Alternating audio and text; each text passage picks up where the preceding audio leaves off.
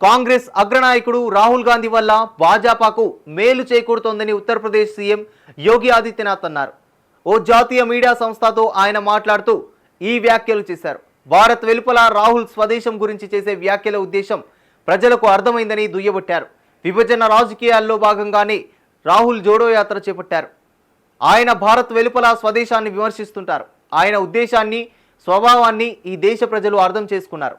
రాహుల్ వంటి వ్యక్తుల వల్ల భాజపాకు మేలు చేకూరుతోంది అని లోక్సభ ఎంపీపై వ్యంగ్యాస్త్రాలు విసిరారు. రాజకీయ ప్రయోజనాల కోసం సున్నితమైన అంశాలను కాంగ్రెస్ పొడిగించిందని విమర్శించారు. ట్రిపుల్ తలాక్ను కాంగ్రెస్ ఎందుకు రద్దు చేయలేదు? కుంభమేళాను ఎందుకు ప్రచారం చేయలేదు? దేశానికి ఉన్నత స్థాయి మౌలిక సదుపాయాలను ఎందుకు కల్పించలేదు అని ప్రశ్నించారు. అలాగే గత ఏడాది జరిగిన లోక్సభ ఎన్నికల్లో విదేశీ జోక్యం గురించి మాట్లాడారు. కాంగ్రెస్ తప్పుడు సమాచారాన్ని వ్యాప్తి చేసింది. ఎన్నికలను ప్రభావితం చేసేందుకు జార్జ్ సోరస్ డబ్బును ఉపయోగించింది. విదేశీ డబ్బును ఉపయోగించడం దేశద్రోహం కిందికి రాదా అని ప్రశ్నించారు. కాగా సార్వత్రిక ఎన్నికల్లో భాజపా త్రుటిలో మెజార్టీని కోల్పోయింది.